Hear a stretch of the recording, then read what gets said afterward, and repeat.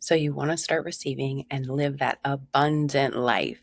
Well, I've got about 10 minutes. Let's get into it. I'm going to give you the secrets to becoming an abundant woman or person. And the dialogue that's out there around abundance is you start to say, I'm open to receiving, I'm available for receiving. You start to ask for more money if you're in business. You start to make bolder requests, and all of these things are relevant. And at the same time, there is a list of qualities and characteristics that are imperative to develop if you are going to actually become a better receiver and live from the overflow.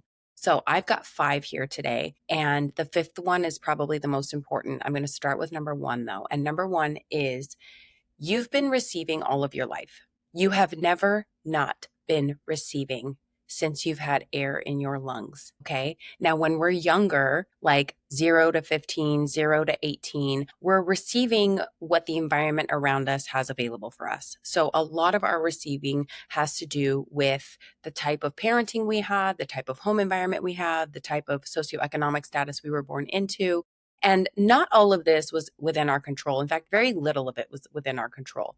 And so there's a good amount of reflection that gets to be done around what were you receiving from 0 to probably 12 or 15 years old, right? From the day you were born, what type of treatment did you receive? What type of environment were you in? What type of socioeconomic status were you born into? And really reflect on that and ask yourself, based on the environment that I could not control, what did I get accustomed to receiving? For some of us, it's stability, it's safety, it's abundance. We were born middle class or upper class. We were provided for. Education was taken care of. We had a car when we were able to drive. And for others of us, it was not like that. We were born to maybe one parent, maybe two parents that were really in an unhealthy dynamic. Maybe there were money struggles. Maybe there were a lot of arguments over money. Maybe we were born to a very critical parent who just could never acknowledge when we were doing well, or, really guilted and shamed us into believing that we were bad or wrong for making certain mistakes, or maybe even mistakes were not allowed to be made. One of the biggest blocks to receiving that I've encountered in my own personal journey, but also in working with so many people over the last 20 years, is that in households where you weren't allowed to be a learner and nobody was willing to be a teacher, that is really challenging because the expectation is that you're supposed to know how to do it the first time. And there's no grace or compassion or understanding for a learner's journey. So if you got it right, you were great, you were awarded, you were celebrated. And if you got it wrong, you were guilted, you were shamed, you were bad, right? So these extremes. And this all gets carried with us until we decide that we're going to stop carrying it, right? To say stop carrying it means that we've got to learn that these exist in us. And we also need to make efforts to learn a new way of being, right? Because you can let a behavior go, and that's all well and good. You also need to replace that behavior with something better. So when we decide, like, look, I'm not going to drink soda anymore, you replace every soda with water. That's an example. So when we're learning how to receive, the reason I say you've always been receiving is because one of the first things that I hear is, I'm going to become a great receiver. I'm going to receive more. I'm going to learn to receive. And that's a sentiment that's not really truly rooted in accuracy, because you've always been receiving. I have always been receiving. The thing that I got to learn about myself is that I was so accustomed to receiving a certain type of treatment from people, a certain type of income level, a certain type of experience in the world. And so to receive anything different from that felt very confronting because it was unfamiliar. And what is unfamiliar for us as humans is always going to feel confronting. It's always going to feel uncomfortable, not because it's good or bad, but because it's new to us. So our system is adjusting, right? And so it's like when you walk into a cold pool, like at first the pool feels freezing. You're like, oh my gosh, this pool is freezing. I don't want to get in it. And then you jump in it, and 10 seconds into it, you're fine. You've acclimated to the temperature, right? It's very similar to receiving in this way, where you get to take a really intentional look around, what have I been accustomed to receiving? If I have always been a great receiver, right? What is my type of receivership that I've embodied? And for me, it was It was neglect. It was self-neglect. It was people pleasing. It was abandoning myself to try to conform to what others wanted me to be. It was a state of stress, a perpetual state of hypervigilance, a perpetual state of stress, a lot of self-criticism, a lot of judgment of self and others, right? That was what I was receiving all the time. That's the consciousness that I was living in. And when we have that type of consciousness, we go, okay, well, where is the stuff I actually want to receive? Where is there space for it? Where is there room for it? So in number one, when I say you've always been receiving since you've been alive, since you've had breath in your lungs, since you've been, here on planet Earth, the thing to do is to get yourself to understand what you've always been receiving and then start saying no to those things. Start saying no to self-abandonment. Start saying, no, I will not tolerate mistreatment from myself first, because we've got to live this first. I will not tolerate self-criticism. I will not tolerate rejection or abandonment of self. I will not tolerate wearing a mask so that I feel more palatable for people. I will not tolerate the people-pleasing tendencies. Like really looking at, I am no longer available to receive this and to give this to myself. And then really write out what it is that you plan to do instead of being self-critical, instead of people-pleasing, instead of judging yourself or others, instead of envying others' lives, instead of engaging in comparison. What will you do instead? And when you make this list of what you'll do instead, now you have the skill sets that you get to learn in order to actually start receiving what you want to receive. Because remember, you've always been a great receiver. It's just that you haven't really maybe fully been aware of what you've been receiving. So look at the opposite of those things. If I am no longer going to be self-critical, then what's the opposite of self-critical? Honest. It's not lying to yourself. I'm not encouraging you to lie to yourself. I'm encouraging you to be honest, okay? What's the opposite of people-pleasing?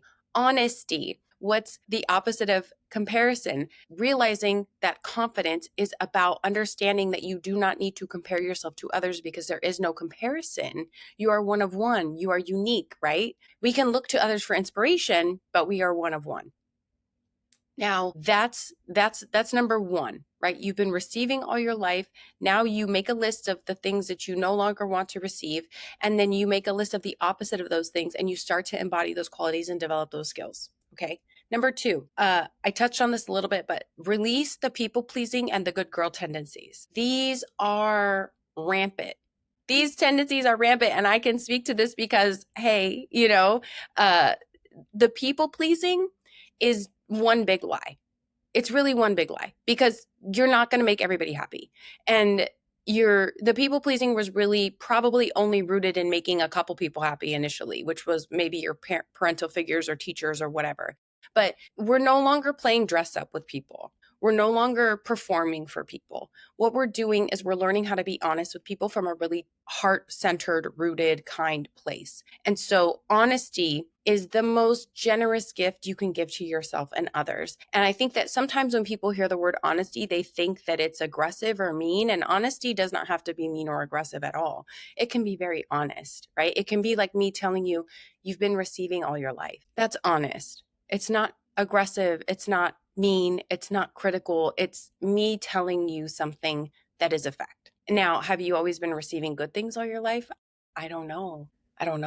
For some people, it's yes. For most people, it's no. So it's learning how to receive the good things. It's learning how to become the space to receive the good things, and letting go of that people pleasing is really about becoming honest and letting go of the good girl, right? Which is another sort of iteration of the people pleasing. Is like, I am not going to be abandoning myself for the sake of trying to get you to perceive me as good or bad, because someone else's perception of me has everything to do with their own past, their own traumas, their own experiences, and honestly, how they decide that they want to fit me into the story of their life. And if I know that I am always moving from a place of honesty and kindness and integrity, then I can have a clear conscience about how I move in the world, right? Without guilt, without shame. Number 3, learn the language of love, honesty, and kindness. Now, I will tell you firsthand that I used to think self-love was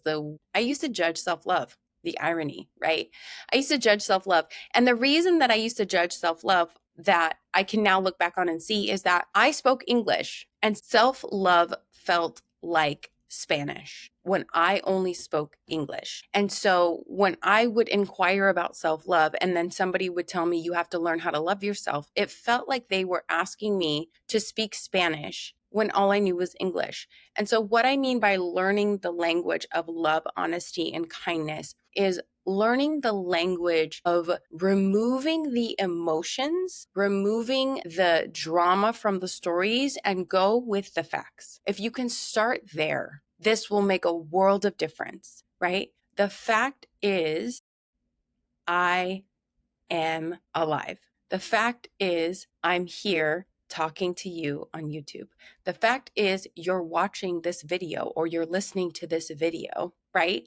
That's the fact. And the reason I can say it's fact is because somebody could come observe me doing this. Someone else would come and say, yes, Katie's recording a YouTube video right now. She's speaking into a mic. She's got a camera on. She's recording. Now, when you start with the facts, it's much easier to be honest about things because the brain is going to naturally want to fill in the gaps in order to feel more certain in something. So our brain fills in gaps all the time, right? So it's the difference between I'm speaking into a mic versus I'm speaking into a terrible mic, or I'm speaking into a great mic, or I'm speaking into a mic that works sometimes and doesn't work other times. You see how there's details there that are not actually factual? Like somebody watching me wouldn't know if this is a good mic or a great mic or a terrible mic or an unreliable mic, right?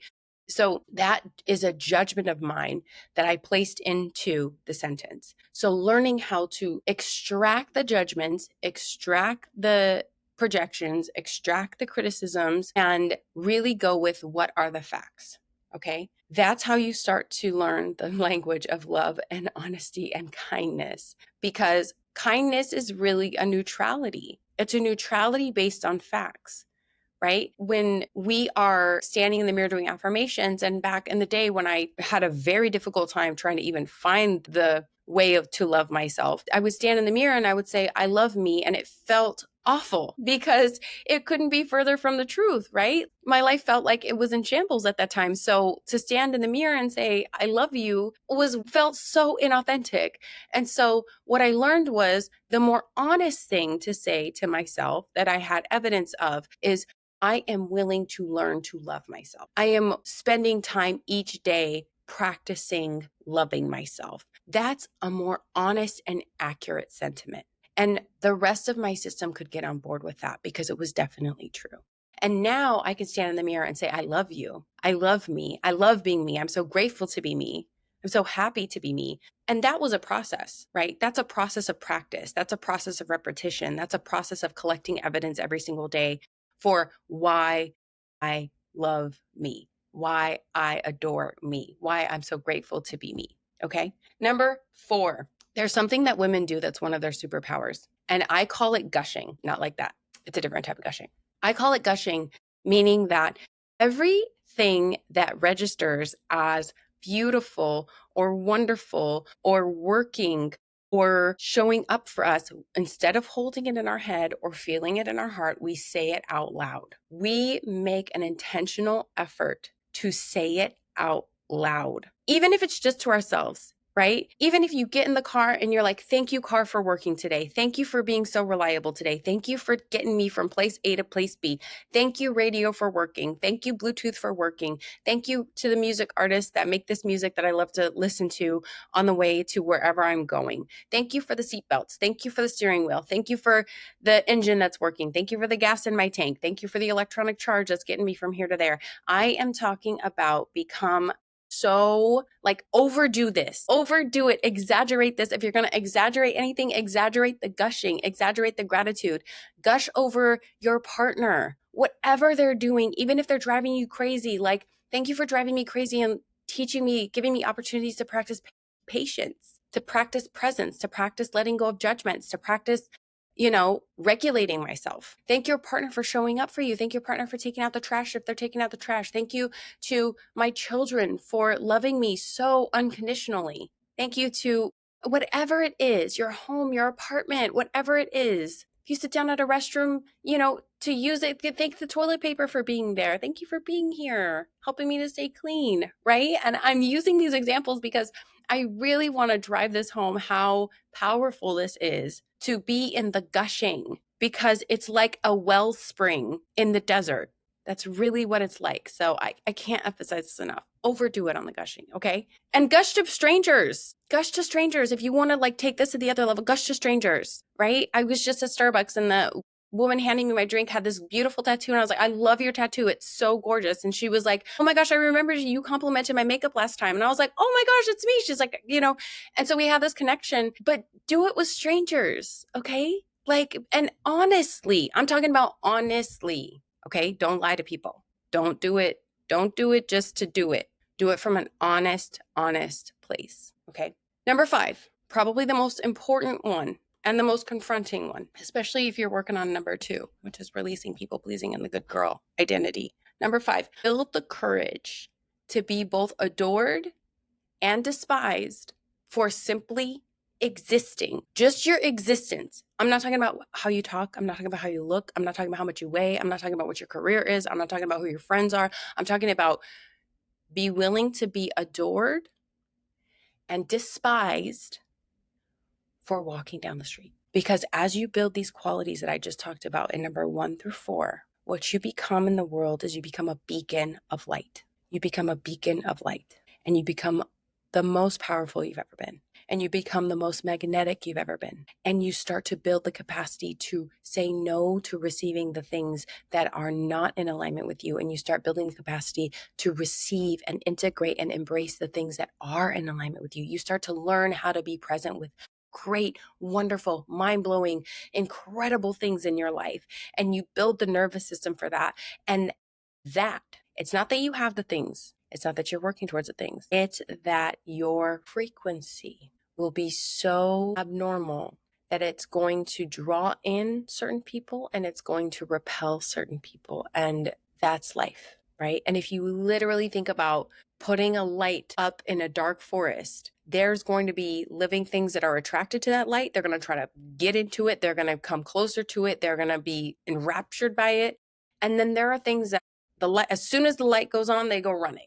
They don't like the light. That's what you get to build the body for. That's the muscle. That's going to be so important, because as you start to say no to receiving the things that were not in alignment with you, that didn't make you feel good, that weren't healthy for you, that didn't uplift your spirit, that didn't help you make progress, that didn't empower you, there are going to be people who surprise you. There are going to be situations that surprise you. There's going to be an adjustment period. And as you start saying yes to the things that do empower you, that are healthy for you, that are helping you to make progress in your goals, you're going to transition into new environments and new circumstances and new relationships and new quality of life. And that is disruptive. And disruption is not bad. Disruption is a part of life. And if you can build the muscle for that, you are limitless. You are limitless. So have fun with this. What resonated for you? Share it with someone you love and let me know how it works. I love you so much. I'll talk to you soon.